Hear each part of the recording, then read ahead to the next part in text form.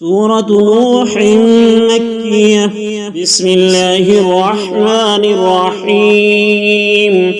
إنا أرسلنا نوحا إلى قومه أن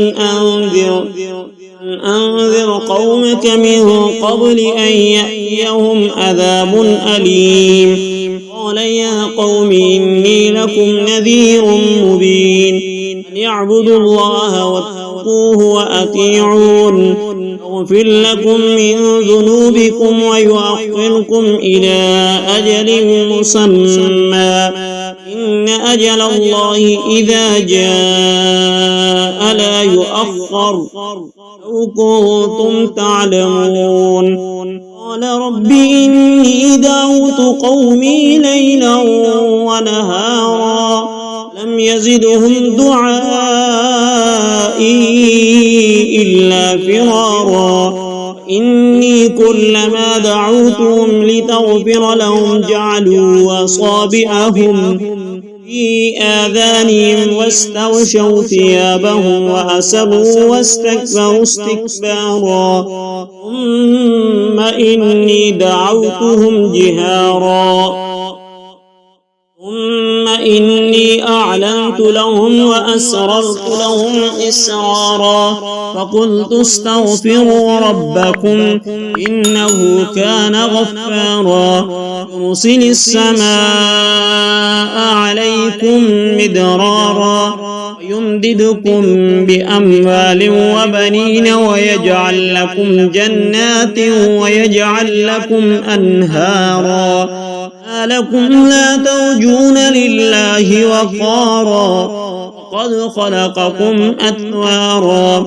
ألم تروا كيف خلق الله 7 سماوات طباقا وجعل القمر فيهن نورا وجعل الشمس سراجا والله أنبتكم من الأرض نباتا ثم يعيدكم فيها ويخرجكم إخراجا. الله جعل لكم الأرض بساطا لتسلكوا منها سبلا فجاجا. قال نوح رب إنهم عصوني واتبعوا من لم يزده ماله وولده إلا خسارا ومكروا مكرا كبارا.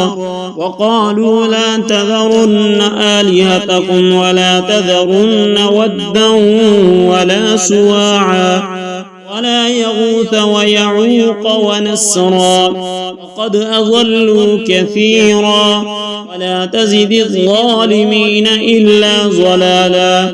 مما خطيئاتهم أغرقوا فأدخلوا نارا لم يجدوا لهم من دون الله أنصارا. قال نوح رب لا تذر على الأرض من الكافرين ديارا إنك إن تذرهم يضلوا عبادك ولا يلدوا إلا فاجرا كفارا. رب اغفر لي ولوالدي ولمن دخل بيتي مؤمنا وللمؤمنين والمؤمنات ولا تزد الظالمين إلا تبارا. صدق الله العظيم.